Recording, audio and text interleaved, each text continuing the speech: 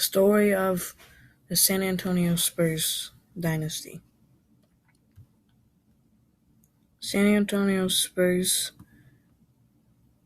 had a 22-year playoff streak from 1998 to 21-year playoff streak from 1998 to 2019. In 2020, they finally ended it. Today, I'm going to be going over the story of their dynasty. In 1997 NBA draft, they got the first pick and drafted the greatest power forward of all time, Tim Duncan. They also got David Robinson back from injury, and together Tim Duncan and David Robinson formed the Twin Towers. In the 1997-98 season, David Robinson played a lot more games, and Tim Duncan played the whole season. They were together along with Avery Johnson, Vinny Del Negro, Sean Elliott, Jan Jackson, and the rest of the roster.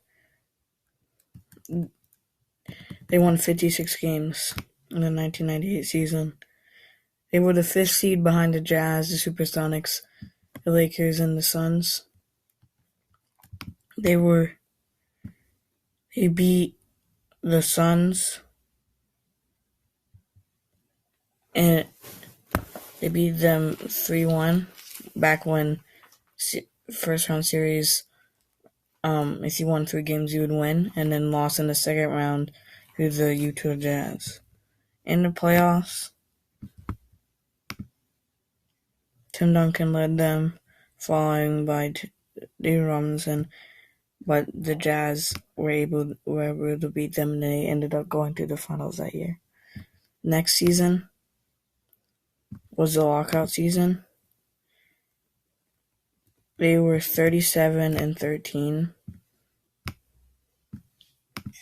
Tim Duncan was a candidate for MVP, but David Robinson's stats, and he started having injuries, slowed him down.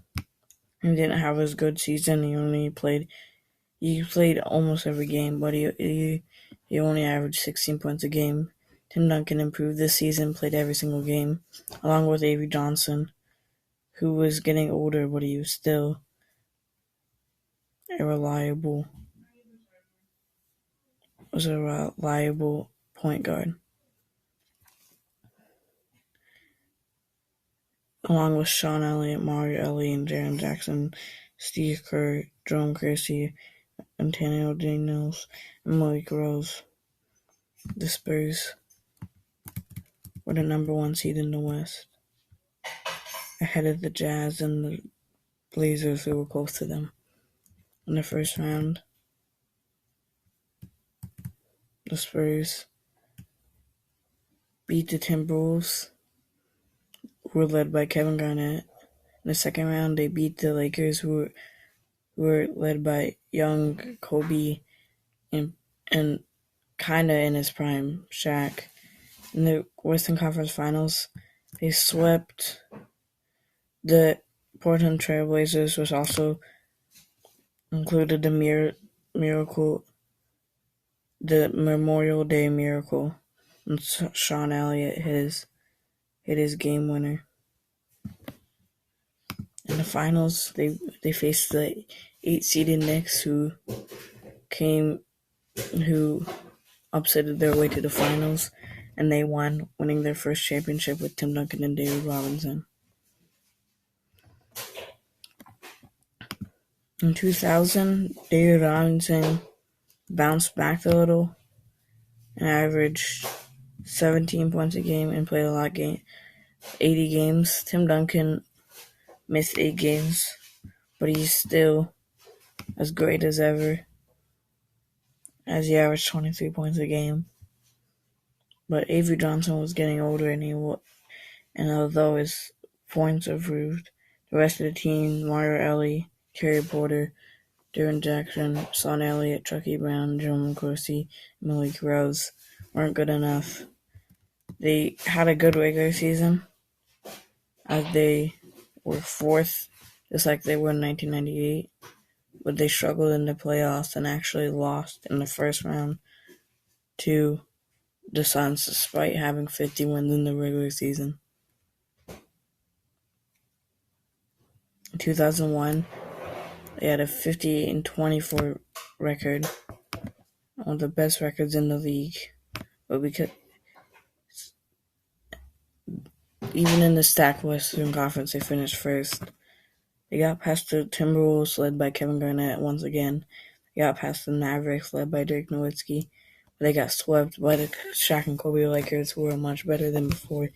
David Robinson took another huge dip, and he wasn't even their second leading scorer, as it was Derek Anderson. The team had a changing year as Derek Anderson came in, Antonio Daniels, Sean Elliott was still there, Avery Johnson was still there, but he was getting older and not the same player. Blake Rose is still there. Danny Ferry just came. Terry Porter was still there, but he was barely getting any minutes. Samaki Walker and Steve Kerr was also still there. Jaren Jackson was also still there, but he got like only 7 minutes per game and wasn't really a contributor. 2002 season, they finished 58-24 once again. And again, were one of the best teams in the league. They finished second behind the Kings that season. Tim Duncan had his highest scoring season as he averaged 25.5 points a game and also had 13 rebounds and was the MVP of the season. But David Robinson was the second leading scorer. Rookie Tony Parker just came from France. Was the team's starting point guard. They also picked up undrafted Bruce Bowen, who would later become one of their best ever players. They also had Antonio Daniels, Malik Rose, Charles Smith, Terry Porter, Danny Ferry, Steven Jackson.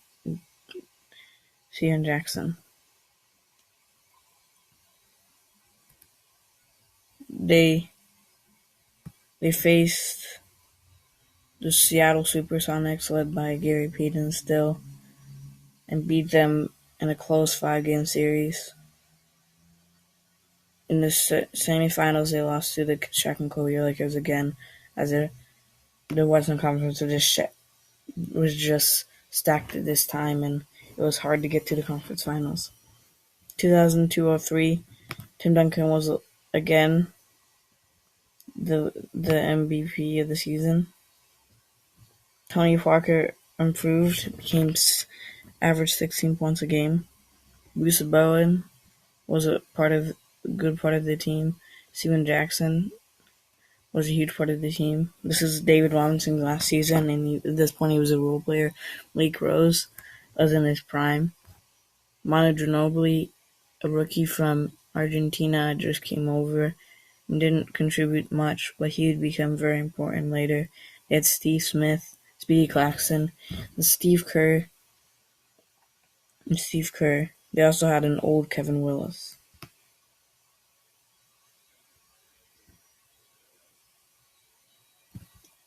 In the playoffs, they beat the Phoenix Suns. They beat the Los Angeles Lakers. By the way, still had Shaq and Kobe, but they were kind of dysfunctional. And they beat the Dallas Mavericks to go to the finals. And Steve Kerr hit 4 threes to send them to the finals. In the finals, they beat the New Jersey Nets and won their second championship in 4 years. In 5 years, sorry. In 2004, for the first time, Tim Duncan was not the MVP since 2001. He didn't go 3 times in a row. They still were one of the best teams in the league. They were third in the Western Conference and had 57 wins. They're again led by Tim Duncan and Tony Parker. Outside Bruce Bowen, Manu, Rasha, Nestor Roglic joined the team. Hato Turkoglu joined the team. Malik Rose is still there. Anthony Carter joined the team. Robert Horry was part of the Lakers teams that beat the Spurs. Was part of the Shaq and Kobe Lakers teams that beat the Spurs. Juan Mercer and Jason Hart. And old Kevin Willis made up of the 2004 Spurs. 2004 Spurs won again, 57 wins. They were the third seed and they beat the Memphis Grizzlies in the first round. They were led by Paul Gasol. And they lost 4-2 to Derek, well, partly because of Derek Fisher's 0.4 second shot in Game 4, which swayed the series. And if it wasn't for that, the Spurs could have definitely won the title this year. In 2005, they won 59 wins. They had 59 wins. They were again one of the best teams in the league. They had Tony Parker, Tim Duncan again, Bruce Bowen, Manu, Rasha. Brent Barry had joined. Robert Horry was still there. Evan Brown, Nazir Mohammed, Glenn Robinson, and Malik Rose.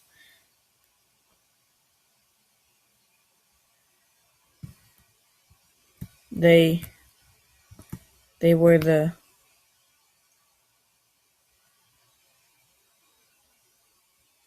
second seed in the West behind the Suns. They faced the Denver Nuggets in the first round and won 4-1. They faced the Seattle Supersonics and won 4-2. They faced the Suns, who were better than them in the regular season, but because of their number one defense, they were able to slow the Suns down and they were able to win. Robert Horry came out big in the finals against the Pistons when he scored the game-winning three in game 5, I believe, or game 6. And they ended up winning in 7. 2006, the Spurs slightly declined. The Spurs actually got better. They won 63 wins, which was one of their best seasons. But because of weird division rules, the Mavericks were the 4 seed, which would come to hurt the Spurs. The roster was almost the same from the last year, other than Nick Van Exel. The whole team from 2005 was back. They were able to get past the first round, the Sacramento Kings, this would also be the Kings' last playoff appearance to date. But they lost to the Dallas Mavericks in a tough 7 games. Even though the Dallas Mavericks had the second best record in the West, because of the weird division rules again, they were the 4th seed, and the 2 best teams in the conference facing the division semifinals, which ended in the Spurs losing this season. 2007, they were again very good. They won 58 wins, which is a downgrade from the last season, and they were the 3rd seed behind the Dallas Mavericks and the Phoenix Suns. Luckily for the Spurs, the Dallas Mavericks were eliminated. The team was a little bit different. They had James White, Michael Finley, Francisco Elscon, Fabricio Alberto. They still had old Robert Horry and Matt Bonner. But other than that, the team remained relatively the same. The big players still there. Manu, Tim Duncan, and Tony Parker. In the 2007 playoffs, they beat the Nuggets, who were led by Carmelo and Allen Iverson. 2000, they beat the Suns. in a controversial series. 2000, and they beat the Jazz in the Western Conference Finals. They beat a relatively weak Cleveland Cavaliers team, which was carried to the finals by LeBron for the first time in their first three championships. The finals MVP had been Tim Duncan, but for the first time it wasn't Tim Duncan, it was actually Tony Parker. They had a very, very good 2007 finals and deserved the finals MVP. 2008, as reigning champions, they were expected to win again. They had slightly less wins. They had 56 wins this year, still one of the best teams in the West. In the stacked West, though, 56 wins. Again, was only left for the 3 seed, and they actually are behind the Hornets and the Lakers. The team was again relatively the same big players. They had different role players this time though. Michael Finley was still on the team. Fabricio Alberto, Kurt Thomas, Emir Duca, Ben Berry, Jack Vaughn, Damon Stoudemire. Same role players, not different role players, but the same stars. Tim, Tony, Parker. Bruce Bowen was still there, but he was getting older, 36. As a 3 seed, they faced the Phoenix Suns in the first round because the Suns were struggling this year. They had 55 wins, but the stacked Western Conference only had them as a 6 seed. They beat them in 5. They beat the Chris Paul-led Hornets in a tough 7 games. And they lost in the Western Conference Finals to Kobe and Pau Gasol's Lakers. 2009, after losing to the Lakers, some people might have expected for the dynasty to end here, but it continued. They again lost 2 wins. They only had 54 wins. The team, the big players of before almost all vanished. There was still Tim Duncan, Tony Parker, and Manu Ginobili. But other than that, Roger Mason was not big part of the team. Matt Bonner, Bruce Bowen was still there. Desmond Farmer, Kurt Thomas, Drew Gooden. Again, the role players changed, but not really like the big players changed. For the first time since 2000, despite 54 wins, they had to face a tough Dallas Mavericks, who won 50 wins. It was still the 6th seed because of how stacked the Western Conference really was at this time. They lost to the Dirk Nowitzki-led Mavericks in 5 games, which was almost the end of their dynasty at this point. It was the first time they had lost in the first round in nearly a decade. In 2010, they only won 50 wins, which was one of their lowest win totals ever in the Tim Duncan era. They were the 7th seed. The Western Conference was crazy at this time. The 8th seed had 50 wins, which is so crazy to say. The team was relatively the same still, as they had George Hill, Manu Ginobili, Ateneo McDyess, Keith Bogans, Roger Mason. Same at the top, Tim Duncan, Tony Parker, and Manu Ginobili. They also had a still decent Richard Jefferson, actually, which is not many people know they played for the Spurs. This season, despite the fact that they were 7th seed, they beat the 2-seeded Mavs and got revenge. But there was only a 5-game difference, which just really shows how good the West was at this time. And then they got swept by the Suns This was the Suns' best chance at winning a title, but they ended up losing to Kobe's and Pau Gasol's Lakers in the Western Conference Finals anyways.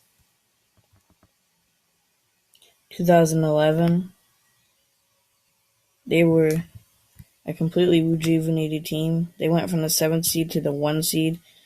They're the best team in the stacked Western Conference. They had 61 wins. They were looking like they had a really realistic shot at actually winning it all. They had the same Tony Parker, Tim Duncan, Manu Ginobili, Richard Jefferson, George Hill, Mont Bonner, DeJounte Blair, Gary Neal, Tony McDars. They also had a young Danny Green. And they also had Steve Novak, actually, Tiago Splitter as well.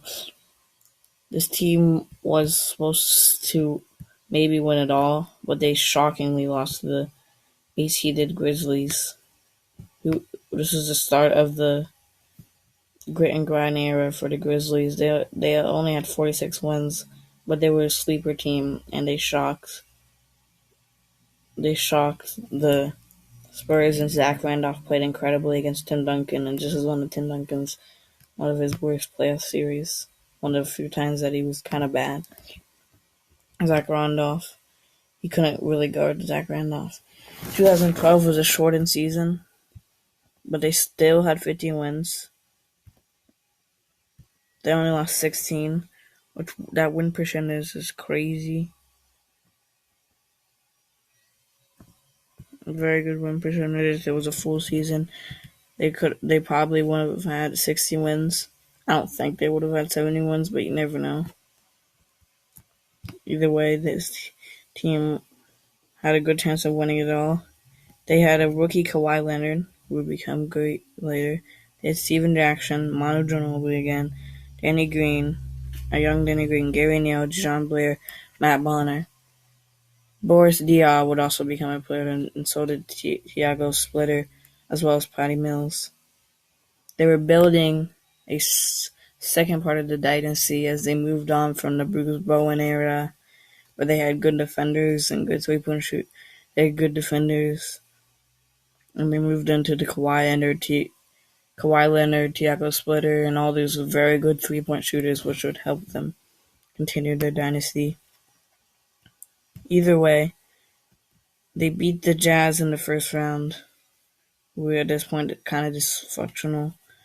In the second round, they beat the Chris Paul, Blake Griffin Clippers, and then in conference finals, they lost to the young OKC Thunder, which was Westbrook, Harden, and Durant. 2012-13, some may have thought that this dynasty would be over, but they came strong. They had 58 wins and a 70% win percentage. One of the best teams in the West.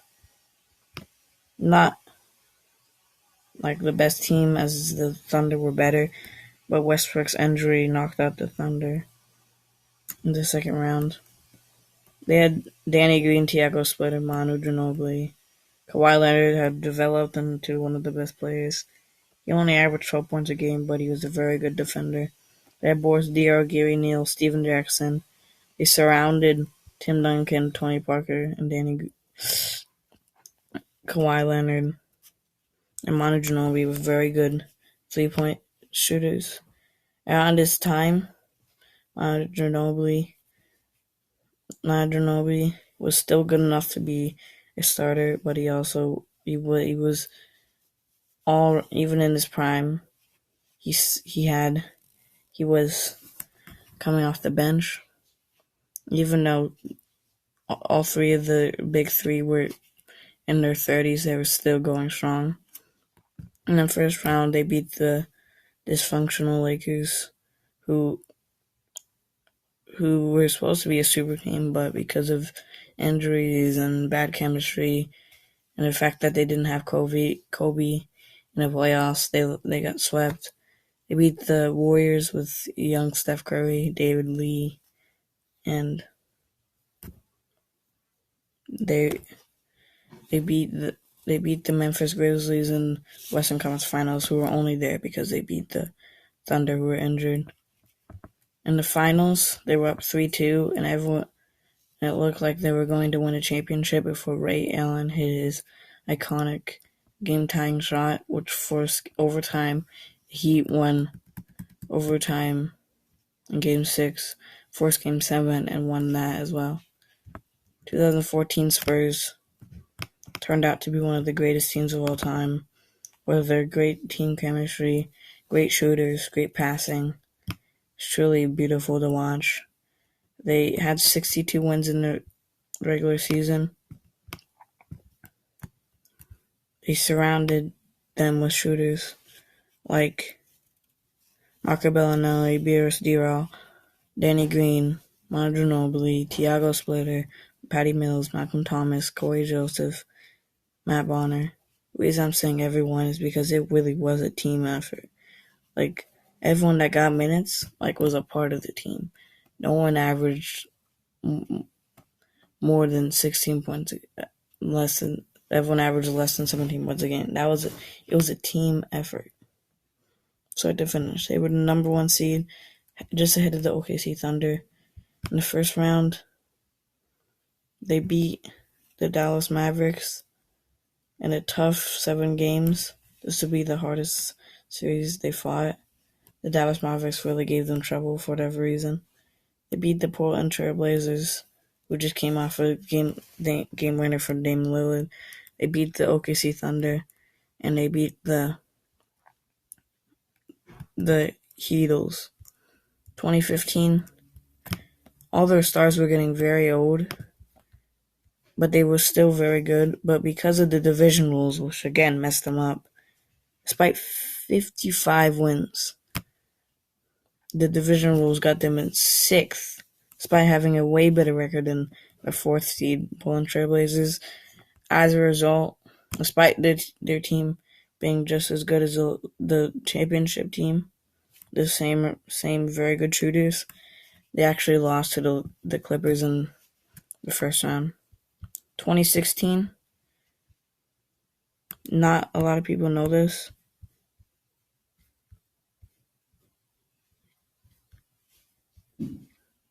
Not a lot of people know this, but they actually had the most amount of wins in the Tim Duncan era. They had 67 wins, and the reason the Warriors didn't even clinch the first seed because of how good this team was. They should have challenged the 73-9 Warriors. They beat the Grizzlies in the first round, who were bad at this time, who weren't very good at this time, but they lost to the Thunder. This was Tim Duncan's last season. He was 39. They also signed LaMarcus Aldridge in 2015, which made this team even better. 2017, despite not having Tim Duncan, the dynasty kind of ended, but not really. I mean, they still had 61 wins. They beat the Grizzlies, Rockets, but they lost to the Kevin Durant Warriors. In 2018, the dynasty was really over. They lost to the Golden State Warriors in the first round. 2019, which is their last playoff appearance, they lost to the Denver Nuggets in the first round. 2020 was the first season under Greg Popovich since 1997 where they didn't qualify for the playoffs. That's the story of the San Antonio Spurs dynasty.